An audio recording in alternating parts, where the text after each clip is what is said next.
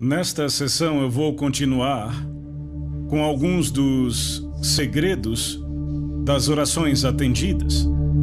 Na verdade, eu vou tratar de uma chave específica que é essencial para a oração efetiva.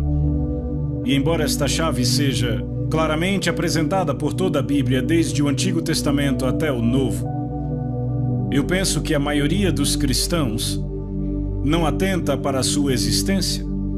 E eu creio que a falha em usar esta chave sobre a qual eu vou falar é uma das causas principais da ineficácia no corpo de Cristo. Você já deve estar pensando, que chave é esta? E eu posso dizer que quando você ouvi-la, provavelmente você não dirá glória a Deus. Eu quero voltar mais uma vez ao Sermão da Montanha, onde Jesus está dando instruções sobre como orar. E eu quero pegar duas passagens paralelas. A primeira está em Mateus capítulo 6, versos 5 e 6, onde Jesus diz: "E quando orarem, não sejam como os hipócritas", e aí ele descreve como os hipócritas agem. E aí ele diz no versículo 6, "Mas quando orarem", e aí ele diz o que fazer. Então ele usa a frase "quando orarem" duas vezes. Da primeira vez, ele começa com uma negativa: "Não orem como os hipócritas". Mas ele não termina aí. Ele conclui com uma positiva: "É assim que vocês devem orar", e na verdade nós dedicamos a nossa última sessão a analisar o padrão que ele nos deu.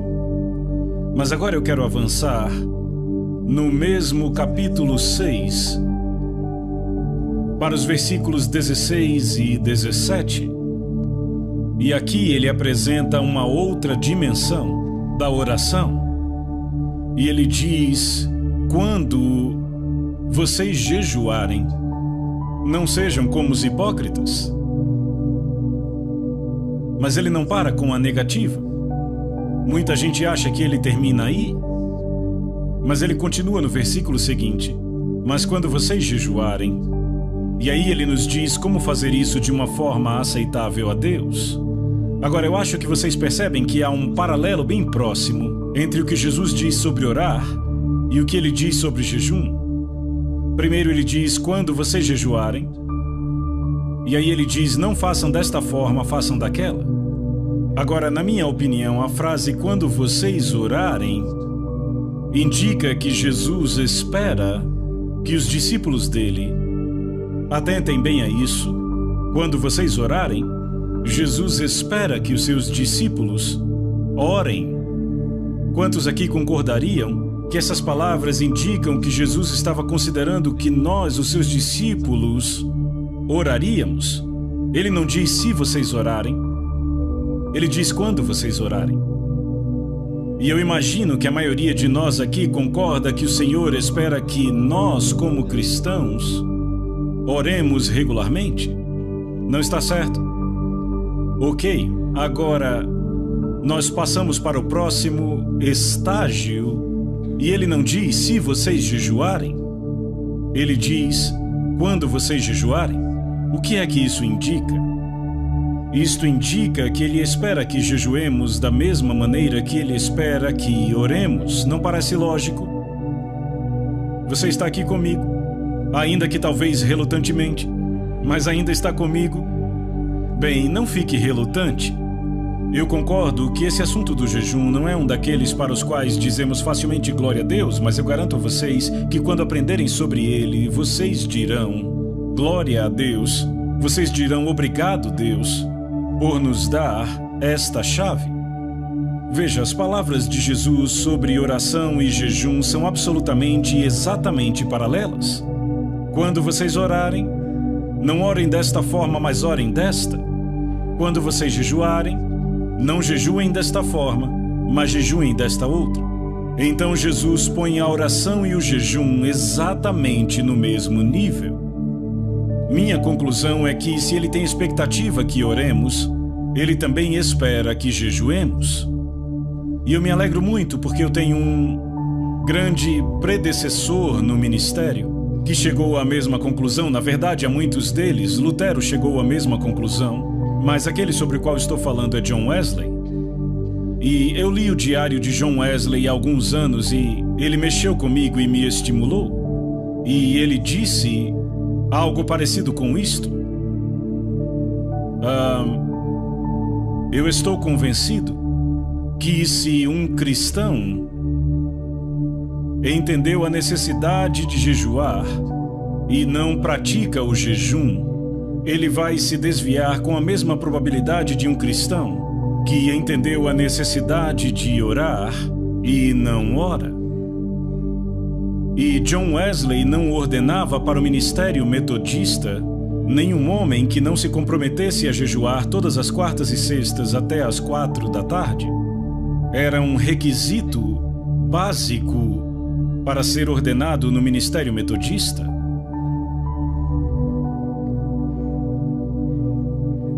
Você pode dizer, bem, qual é o propósito de jejuar?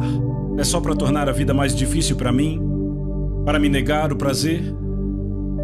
Minha resposta seria não. Sem dúvida há inúmeros propósitos, mas eu vou tratar apenas de um. Qual seja, é uma forma apontada por Deus para nos humilharmos. E eu vou mostrar isso a vocês de forma muito clara na Bíblia. Veja, a maior e mais específica barreira para obtermos resposta às nossas orações é o orgulho. E qualquer coisa que possa retirar esta barreira do nosso caminho vai facilitar a resposta à nossa oração. Nesses últimos dias, Deus vem pessoalmente falando comigo sobre o terrível perigo do orgulho. E Ruth, a minha esposa, pegou um livrinho que ela tem, mas que, na verdade, não prestávamos muita atenção, de Andrew Murray, que é um dos pregadores da geração passada que continua alimentando o povo de Deus hoje. Quantos aqui já leram algum livro do Andrew Murray? Bastante gente aqui, isso é muito bom. Eu não sei quem conhece o livro. No original, o título é A Humildade do Nosso Senhor. Ele vem sendo republicado com um título mais simples. Eu acho que ficou só Humildade. E eu o li algumas semanas atrás.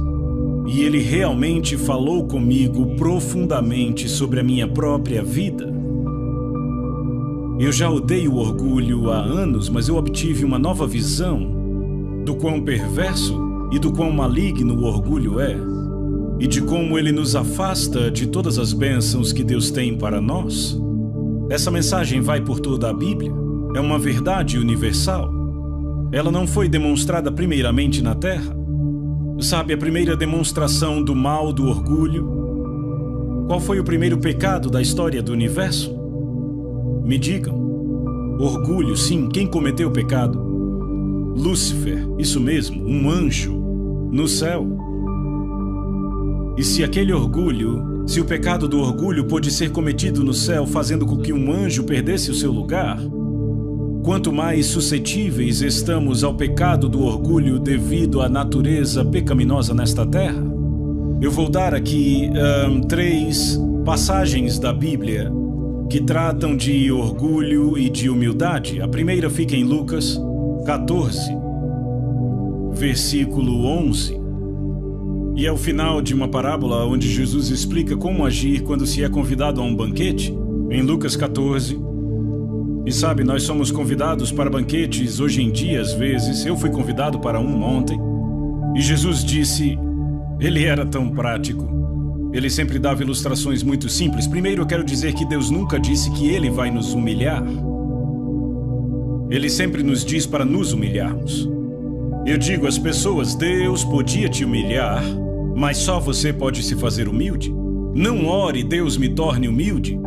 Porque essa não é uma oração bíblica e, além do mais, provavelmente você se arrependerá dos resultados desta oração.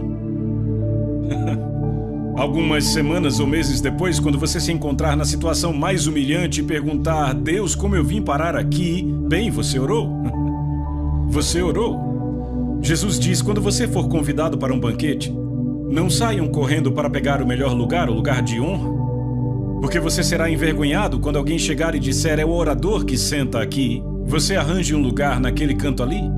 Jesus disse: quando chegarem, peguem o lugar mais inferior. Muito sábio, quando você está no fundo, não tem mais lugar nenhum para ir, a não ser para cima. Não sei se vocês conhecem uma oração de um homem chamado John Bunyan.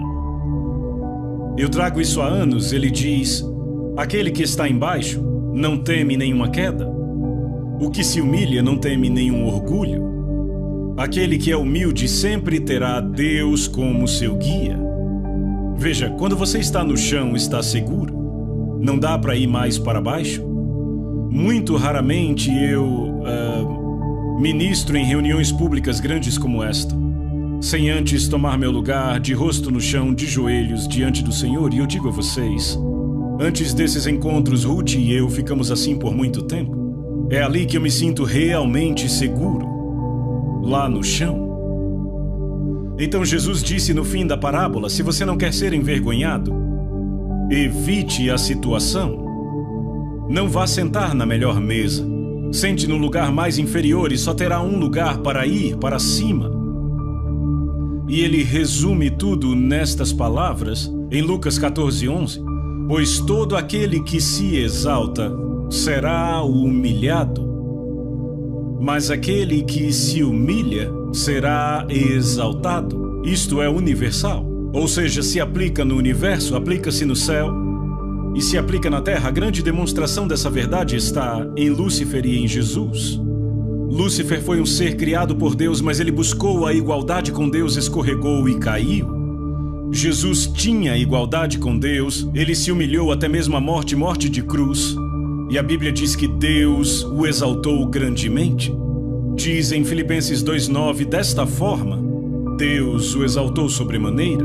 Por que Deus o exaltou? Porque ele se humilhou, e todo aquele que se humilhar será exaltado. Eu posso prometer a vocês exaltação se vocês se humilharem.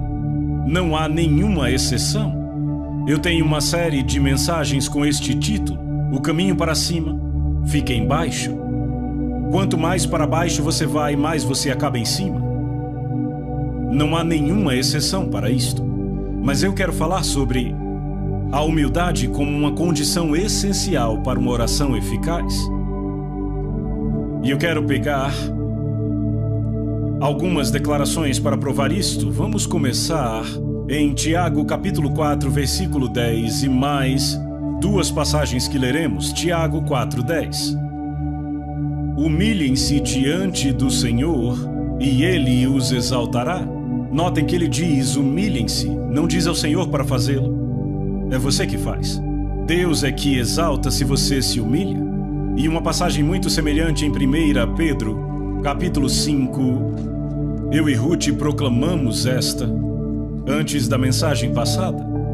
Verso 6, portanto, humilhem-se debaixo da poderosa mão de Deus para que Ele em tempo oportuno os exalte. O verso anterior diz: Deus resiste aos soberbos, mas dá graça aos humildes. Então, se você vai até Deus em oração com o seu orgulho, Deus estará te resistindo. E adivinha quem empurra com mais força? Você não pode se aproximar de Deus em orgulho. Lá em Salmos diz que o Senhor conhece os orgulhosos de longe, e Ele os mantém longe.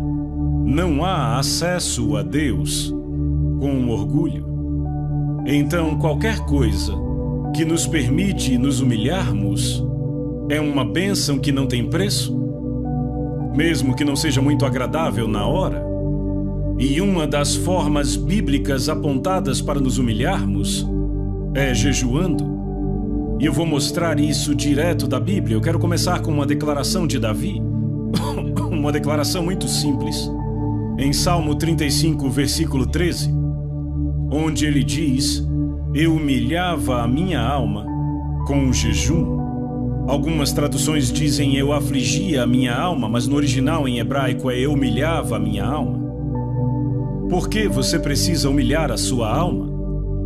Bem, a sua alma é a parte arrogante em você, é a parte autocentrada, é a parte egoísta, Sua alma tem 3 funções principais: a vontade, o intelecto e as emoções. E ela expressa isso nas seguintes frases: eu quero, eu acho, eu sinto. E Deus diz que o que você quer não é importante, o que você pensa não é importante, o que você sente não é importante. O que é importante é a minha vontade. E se você quer se alinhar à minha vontade, você tem que tratar a sua alma. E uma forma de tratar a sua alma é humilhar a sua alma com o jejum. Eu lembro que há alguns anos eu preguei uma mensagem assim, em Washington, D.C., e lá havia um advogado cristão. Ele entendeu a mensagem e disse: amanhã eu vou fazer isto. Então amanhã vou jejuar. E ele fez, e ele teve um dia miserável.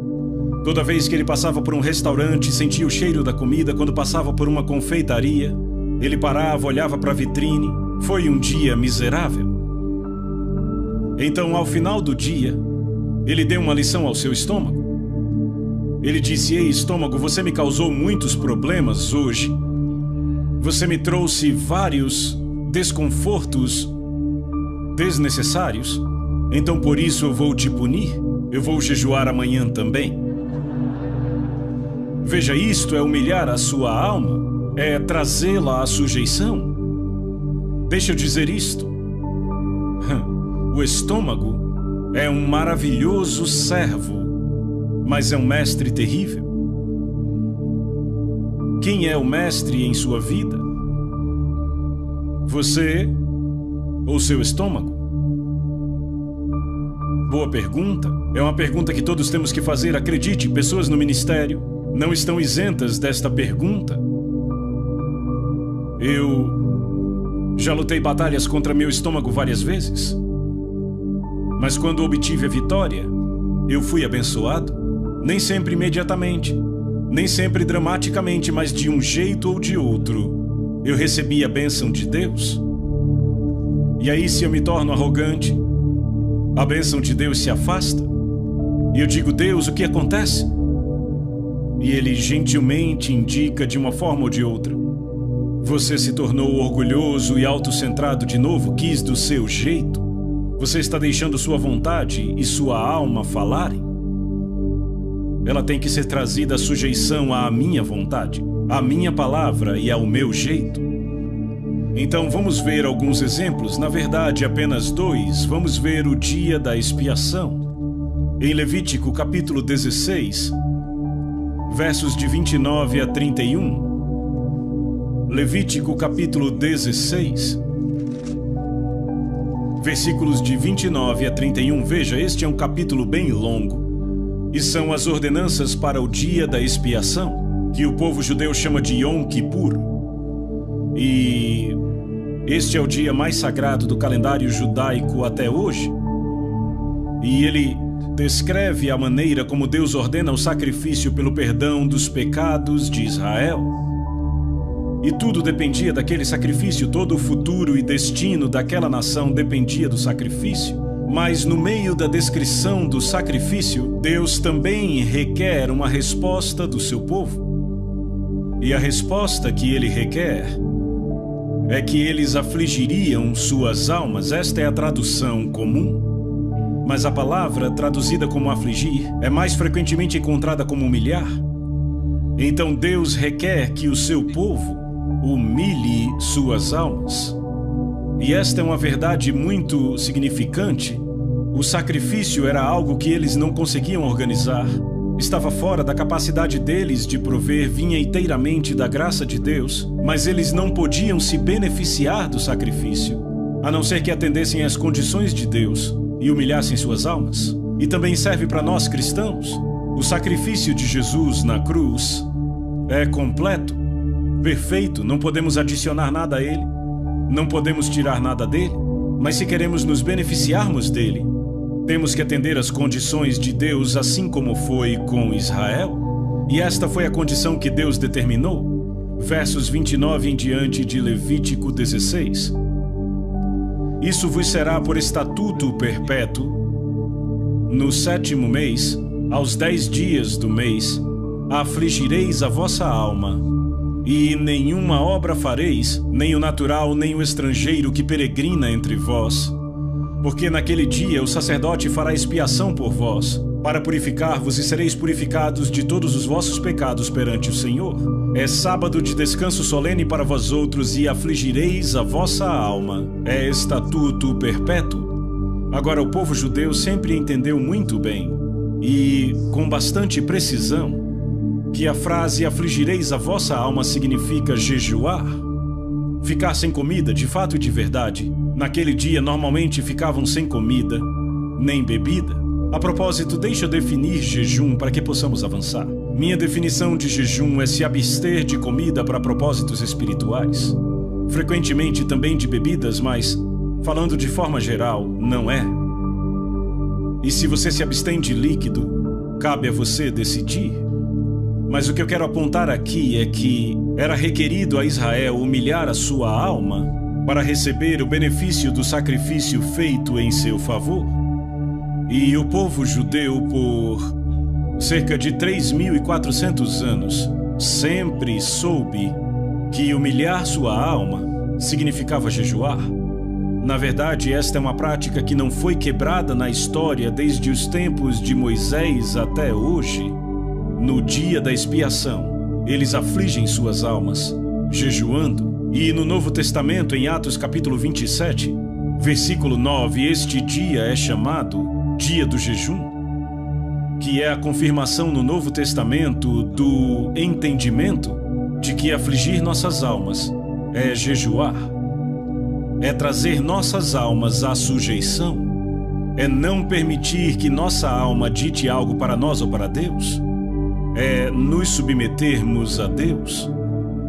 E eu reforço meu ponto com uma conversa que Deus teve com a terra, quando Ele nos comunica que a resposta que Ele quer de nós, da mensagem da graça, é apresentarmos nosso corpo. Não é algo lá em cima, voando no etéreo. É algo bem aqui embaixo na terra, prático. E quando Deus diz, eu quero que vocês se humilhem uma forma, e de jeito nenhum é a única forma, uma forma, é jejuando. E então lemos a respeito do retorno dos exilados, depois do cativeiro da Babilônia, em Esdras capítulo 8. Esdras recebeu a tarefa de liderar um grupo de exilados da Babilônia até Jerusalém. Era uma jornada de 4 meses. Naqueles dias, e tinham que passar por um território onde havia bandidos, ladrões e inimigos de Israel. E Esdras tinha consigo não apenas mulheres e crianças, como também os mais preciosos vasos do templo para levar de volta. A questão era como ele conseguiria uma passagem segura. E aqui está a solução de Esdras. Vamos ler em Esdras 8, começando do versículo 21. Então apregoei ali um jejum junto ao rio Ahava, para nos humilharmos perante o nosso Senhor, para lhe pedirmos jornada feliz para nós, para nossos filhos e para tudo o que era nosso. Como foi que eles se humilharam? Apregoaram um jejum, veja, era um jejum público para todo o povo de Deus. E então ele vem com esta afirmação bem interessante, porque tive vergonha de pedir ao rei, exército e cavaleiros, para nos defenderem do inimigo no caminho. Porquanto já havíamos falado com o rei, dizendo a ele, a boa mão do nosso Deus é sobre todos os que o buscam para o bem deles, mas a sua força e a sua ira contra todos os que o abandonam. Vejam, Esdras se colocou em um lugar pelo seu testemunho, no qual ele tinha que provar aquilo que ele havia dito. Ele disse ao rei, o nosso Deus é o Deus Todo-Poderoso, é o Deus dos céus, ele nos protege. E então ele recebeu a tarefa de levar aqueles exilados de volta numa situação muito perigosa. E ele diz, eu poderia ter ido ao rei e pedido uma escolta, soldados e cavaleiros, mas como isso se encaixaria na minha afirmação que Deus protege o seu povo? Frequentemente acontece conosco, testemunhamos e temos que viver do nosso testemunho. E então ele disse, eu não escolhi o caminho carnal, eu não escolhi o caminho do mundo, eu escolhi o caminho espiritual. Buscar a proteção de Deus não com soldados e cavaleiros, mas jejuando, humilhando-nos diante de Deus, invocando sua proteção. Você lê essa história, mas ele conclui no versículo seguinte, nós, pois, jejuamos e pedimos isto ao nosso Deus, e ele respondeu a nossa oração. E você lê o resto da história, eles passaram em segurança, sem nenhuma perda, nenhum acidente. E em muitas situações, somos confrontados com duas alternativas: tomaremos o caminho carnal ou tomaremos o caminho espiritual. Bem, então deixa eu falar e testemunhar da minha própria experiência. Por haver me tornado o pai adotivo de uma grande família numa situação muito difícil e termos que nos mudar de país para país, de lugar para lugar, eu posso dizer que a minha primeira esposa, Lídia, e eu seguimos o exemplo de Esdras. Quando tínhamos uma jornada para fazer, jejuávamos e orávamos. E graças a Deus, a nossa família sobreviveu intacta. Em meio a circunstâncias terrivelmente perigosas, em meio à guerra, à fome, sobrevivemos. Eu posso testemunhar: o caminho de Deus funciona. Ele é prático, não é algo teórico. Certo, então vamos considerar um pouco pessoas debaixo do julgamento de Deus. Se o julgamento de Deus viesse a ser proclamado sobre a nação da Nova Zelândia e quiséssemos avisar, e isso pode acontecer facilmente, eu não acredito que está longe. O que poderíamos fazer? Poderíamos jejuar, nos humilharmos diante de Deus. Sabe, houve um rei terrivelmente mau em Israel, chamado Acabe. Eu não sei se você lembra da história de Acabe, mas ele casou com Jezabel e ele levou Israel à idolatria e a todo tipo de maldade. E em 1 Reis, capítulo 21, Elias teve um confronto com Acabe. E ele pronunciou o juízo de Deus sobre ele. Vejamos aqui, Deus disse a ele, verso 21, farei a tua casa como a casa de Jeroboão, filho de Nebate, e como a casa de Baasa, filho de Aías. Todo homem e toda mulher da sua família será destruído. Esse foi o juízo de Deus. E então ele continua dizendo, no verso 25, ninguém houve, pois, como Acabe, que se vendeu para fazer o que era mal perante o Senhor, porque Jezabel, a sua esposa, o instigava. Então ele foi o rei mais perverso, e Deus anunciou o juízo sobre ele através do profeta Elias.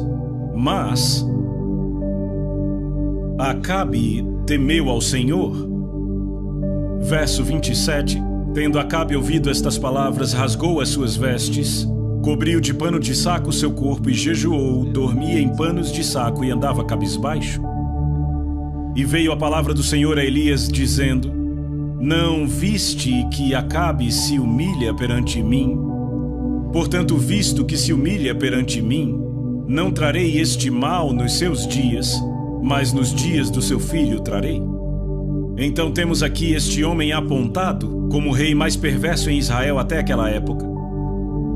O juízo de Deus foi pronunciado contra ele e sua família.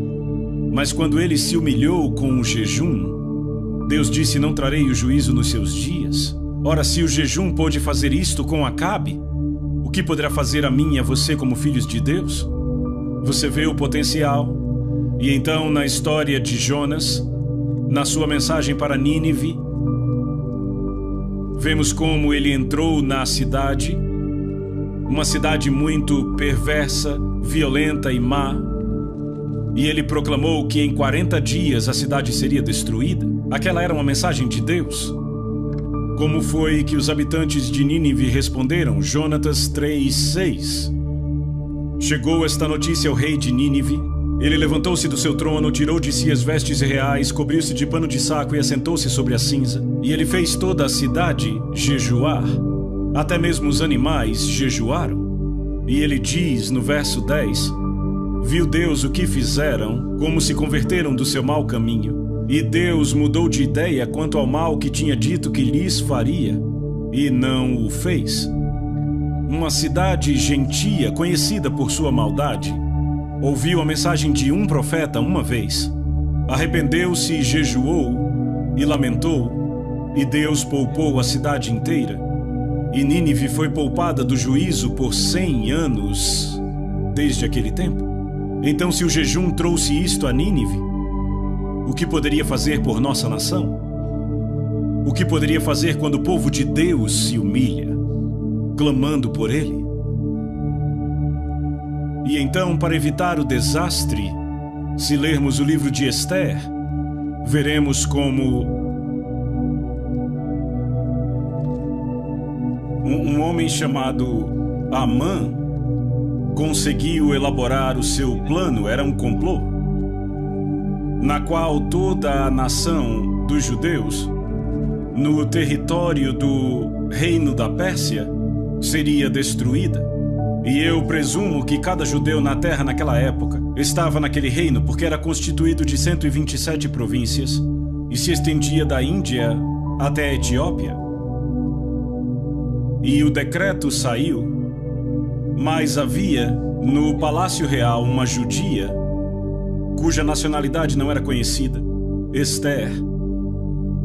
E o seu primo Mordecai mandou uma mensagem para ela e disse: não pense que você escapará diferentemente de cada judeu neste palácio,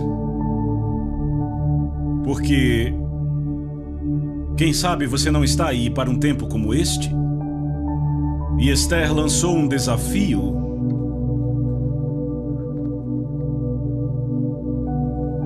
E ela disse: vai e reúna todos os judeus que estiverem em Suzã e jejuem por mim. Não comam nem bebam nada por 3 dias durante dia e noite. Eu e as minhas servas também jejuaremos. Depois irei falar com o rei, ainda que seja contra a lei, e se eu tiver de morrer, morrerei. Você lê o resto da história, que quando o edito foi proclamado, a situação inteira foi totalmente invertida e termina com um triunfo para o povo judeu e a preservação da nação judaica. O que foi que mudou a história? Qual foi o ponto de virada? Foi quando o povo de Deus jejuou. Sabe, eu penso que é quase impossível exagerarmos sobre o potencial do jejum para mudar o curso da história. Não é de espantar que Satanás tente manter esta chave fora do alcance do povo de Deus. Ele tem medo disto. Agora, há também muitos exemplos no Novo Testamento sobre jejum e eu quero falar apenas de 2 exemplos.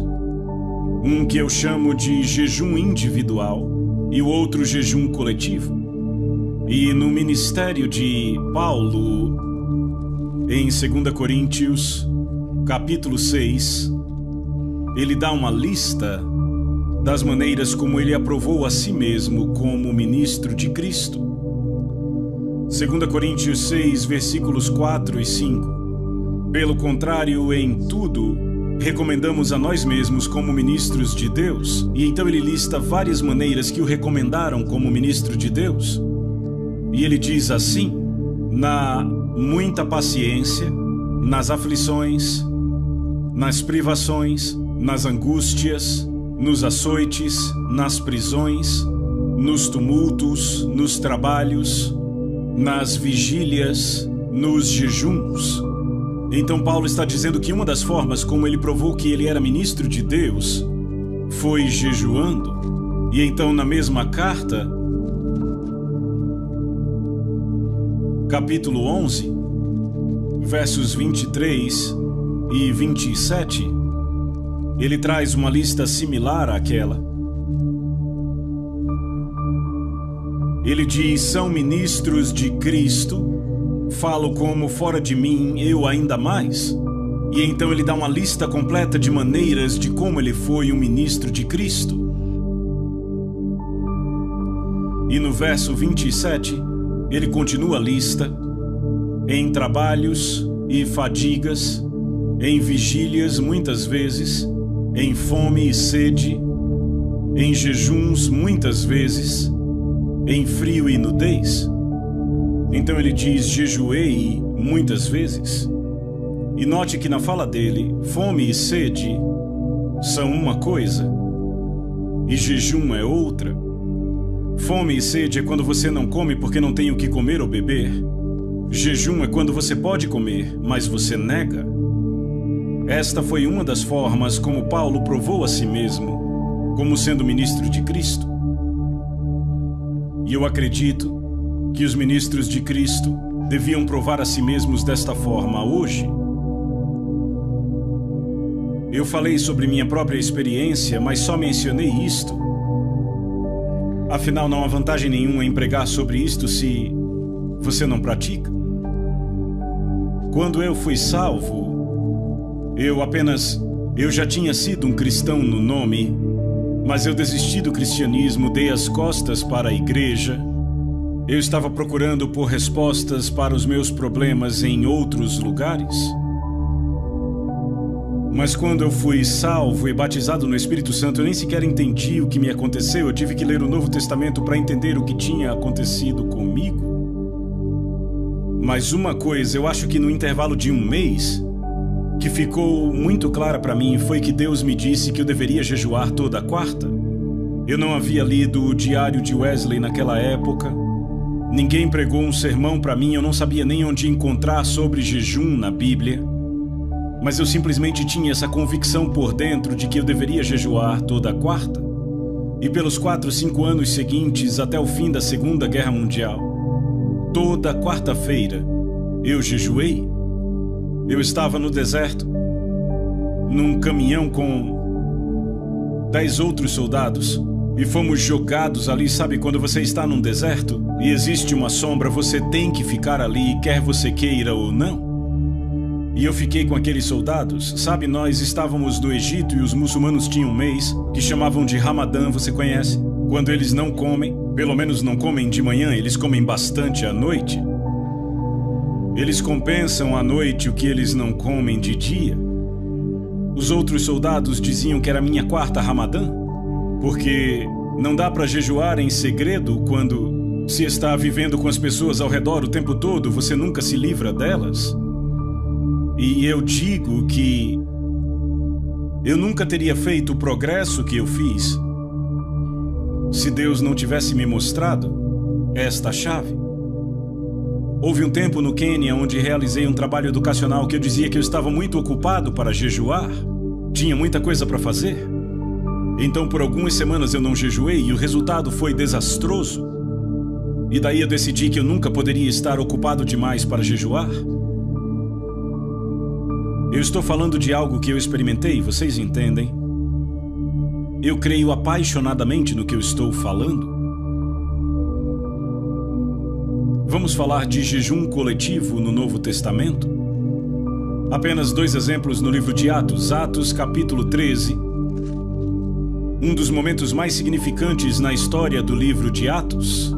As pessoas chamam isso de o princípio do programa missionário. Na verdade, a palavra missionário não vem do Novo Testamento. A palavra do Novo Testamento é apostólico. E este foi o primeiro envio de apóstolos registrado no livro de Atos. E aconteceu na cidade de Antioquia. Atos 13, versos de 1 a 4 diz assim: havia na igreja de Antioquia profetas e mestres, Barnabé, Simeão, Lúcio, Manaém e Saulo, que mais tarde tornou-se Paulo. Então havia 5 homens que eram reconhecidos como profetas e mestres. O versículo seguinte diz: e servindo eles ao Senhor e jejuando. Como eles ministravam ao Senhor? Jejuando. Apenas deixando de lado qualquer outra atividade, ficando na presença de Deus, esperando que Ele falasse. A Nova Versão Internacional diz: enquanto adoravam ao Senhor e jejuavam. Este é um dos pontos mais cruciais na história da igreja. Como isto aconteceu? Será que eles sentaram para pensar num plano? Ou trabalharam num sistema? Não. Eles deixaram de lado todos os seus esforços e esperaram Deus falar. E a forma como se consagraram foi deixando de lado a comida. Quem sabe por quanto tempo, talvez 1 dia, 2 dias, eu não acredito que foi tão longo. Mas eles simplesmente tiraram um tempo desligados de qualquer ocupação e distração, a fim de ouvir de Deus. E Deus falou. Diz: e servindo eles ao Senhor e jejuando, disse o Espírito Santo: separai-me agora Barnabé e Saulo para a obra que os tenho chamado. Então ouviram de Deus a estratégia dele. Sabe qual o maior problema da igreja de hoje? É que raramente a igreja segue a estratégia de Deus. Raramente. Temos nossos próprios planos, nossos programas, nossos sistemas, e a maioria deles não foi Deus quem iniciou. E Deus só se compromete a concluir aquilo que Ele iniciou. Paulo diz em Filipenses 1,6: estou plenamente certo de que aquele que começou a boa obra em vós há de completá-la. Jesus diz: eu sou o Alfa e o Ômega, o princípio e o fim. O que Ele começa, Ele vai concluir. Mas o que Ele não começa não tem compromisso de concluir. O que é importante é descobrir o que Deus está começando. Qual é o plano de Deus? Como podemos ouvir de Deus? E a igreja antiga estabeleceu o padrão. Eles tiraram um tempo de tudo, incluindo de comer, e disseram: temos que ouvir de Deus. E eles ouviram. Deus disse: bem, eu tenho um plano. Eu quero que separem 2 homens, Barnabé e Saulo, e os enviem. Não os enviaram imediatamente? Ouçam. Diz: então, jejuando e orando, e impondo sobre eles as mãos, os despediram. Então jejuaram de novo. Da primeira vez jejuaram para saber a vontade de Deus. Da segunda vez jejuaram para comprometer aqueles homens a cumprir a vontade de Deus. E o versículo seguinte diz: enviados, pois, pelo Espírito Santo. E a palavra enviados aí vem de uma bela palavra grega que significa enviados e acompanhados. O Espírito Santo não disse apenas vão, disse: vão e eu vou com vocês. E este foi o princípio do ministério apostólico. Naquela época foram chamados de profetas e mestres. Mas no capítulo seguinte de Atos, capítulo 14, verso 14, diz: quando os apóstolos, Barnabé e Paulo, quando eles se tornaram apóstolos? Quando foram enviados pela igreja. Veja, o apóstolo é aquele enviado. Isso é tremendamente importante porque isto indica uma forma bíblica de como podemos instituir o ministério apostólico. Quantos de nós acreditam em profetas e mestres? Você acredita que há profetas e mestres na igreja hoje? Eu certamente acredito que existem. Se profetas e mestres esperaram por Deus jejuando e buscando, isto abre um padrão, uma forma bíblica de Deus enviar apóstolos. Quantos acreditam que pode haver apóstolos na igreja hoje? É uma boa coisa, porque são postos na igreja para aperfeiçoá-la. Se tivessem sido banidos, a igreja nunca estaria completa. Então, o momento mais decisivo daquele período foi o envio daqueles apóstolos. No que isto resultou? Digam em uma palavra: não ouvi na igreja. Agora, eles ganharam muitas pessoas para o Senhor nas cidades que visitaram, e então tiveram que estabelecer igrejas. Primeiramente tinham grupos de discípulos, e depois tiveram que construir igrejas. Qual foi o ponto de transição de um grupo de discípulos para a igreja? Quais pessoas tiveram que ser levantadas? Me digam. Presbíteros, isso mesmo. Foi aí que os discípulos se tornaram uma igreja, quando surgiram os presbíteros para governar. Então fizeram isso. Lemos em Atos 14, verso 21. E tendo anunciado o evangelho naquela cidade e feito muitos discípulos, voltaram para Listra, Icônio e Antioquia, cidades onde já haviam pregado, fortalecendo a alma dos discípulos, exortando-os a permanecer firmes na fé e mostrando que através de muitas tribulações nos importa entrar no reino de Deus. Então, tendo levantado presbíteros em todas as igrejas e orado com jejum, os recomendaram ao Senhor. Como levantaram presbíteros? Como entraram na mente do Senhor para saber quem seriam? Tem versões que trazem a palavra eleição. Sim, mas foi uma eleição de Deus. Como entenderam a mente de Deus? Qual foi a chave? Não ouvi vocês. Jejum, obrigado. Vocês veem 2 nomeações decisivas na obra da igreja: apóstolos e presbíteros. E na igreja antiga, ambas as nomeações foram alcançadas através da oração e do jejum. Por que esperaríamos fazer de alguma forma diferente em nossa época? Será que podemos melhorar este método? Deus nunca nos pediu para melhorar nada, apenas nos pediu para seguir. Entendem? Aqui está uma chave. E eu estou pondo ela em suas mãos. O que farão com ela? O que os cristãos desta nação vão fazer com esta chave? O que os cristãos da Austrália farão com esta chave? O que os cristãos da Inglaterra farão com esta chave, África do Sul e todas as outras nações onde esta mensagem chegar? Você acha que Deus mudou? Será que encontramos uma maneira melhor? Certo, então agora eu quero apontar duas conclusões. A primeira está na conhecida passagem em 2 Crônicas 7:14. Eu a chamo de esperança para uma nação. Esperança para uma nação. Quantos sabem o que 2 Crônicas 7:4 diz? Muitos, graças a Deus.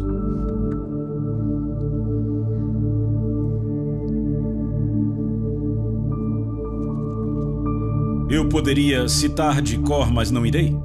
Deus fala e ele diz: se o meu povo, que se chama pelo meu nome, se humilhar e orar e buscar a minha face e se converter dos seus maus caminhos, então eu ouvirei dos céus, perdoarei seus pecados e sararei a sua terra. Então são 7 passos. 4 passos que o povo de Deus tem que dar, 3 passos que Deus dará quando nós dermos os nossos 4.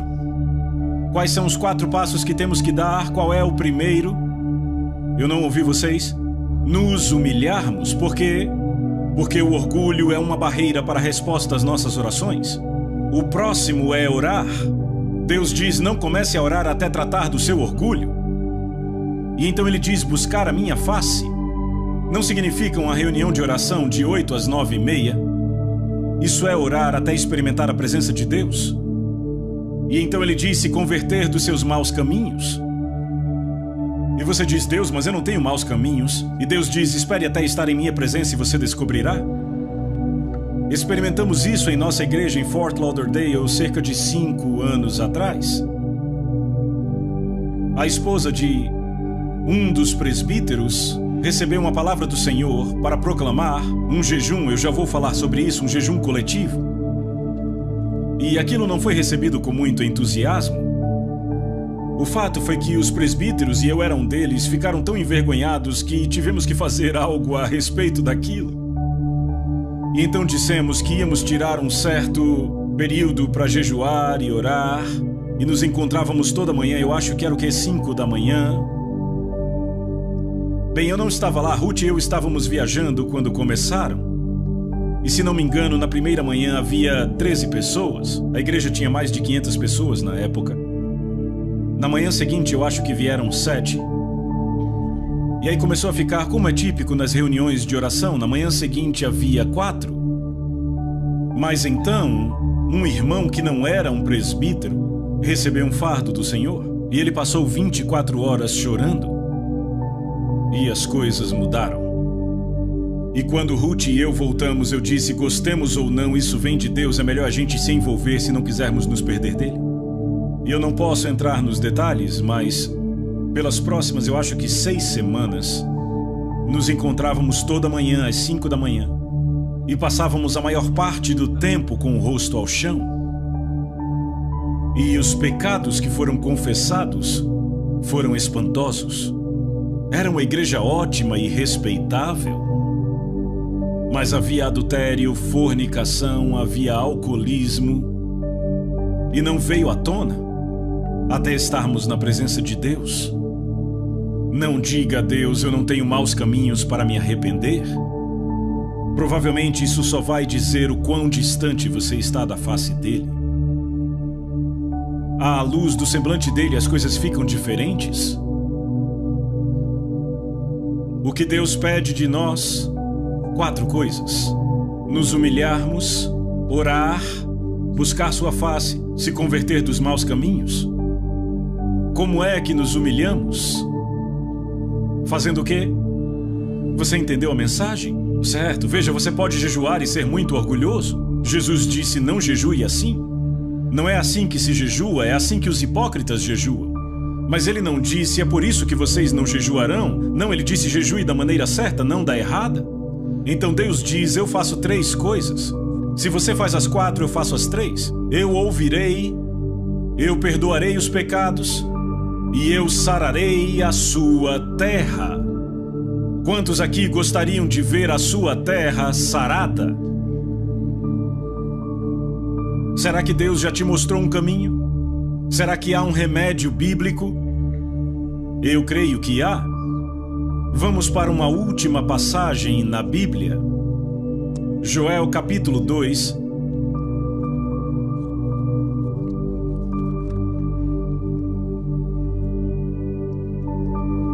Esta é a passagem de onde as pessoas tiraram a expressão o jejum de Joel. Joel 2,15. Tocai a trombeta em Sião, promulgai um santo jejum, proclamai a assembleia solene, congregai o povo, santificai a congregação, ajuntai os anciãos, os filhinhos e os que mamam. É interessante, naquela época tínhamos crianças de colo e crianças maiores nos encontros. Quase toda manhã lá estavam elas e elas pareciam incomodadas e desapontadas quando seus pais não as acordavam para a oração. Sabe, era um exemplo vivo disso. Vamos continuar. Saia o noivo da sua recâmara e a noiva do seu aposento. Chorem os sacerdotes, ministros do Senhor, entre o pórtico e o altar, e orem. Que digam, poupa o teu povo, ó Senhor, e não entregues a tua herança ao opróbrio, para que as nações façam escárnio dele, porque hão de dizer entre os povos onde está o seu Deus. Note que, acompanhando, percebemos que ele menciona 3 categorias: os sacerdotes, os ministros e os anciãos. E aqui está a responsabilidade da liderança na igreja de dar o exemplo, de tomar a dianteira. Sabe quem são os líderes? As pessoas que vão na frente. Às vezes os ministros estão liderando de trás. Isto não é liderança. Jesus, no jardim do Getsêmani, levou seus discípulos consigo. E então tomou 3. E eles pararam e diz que ele foi um pouco mais adiante. Isto é liderança? É ir um pouco mais adiante?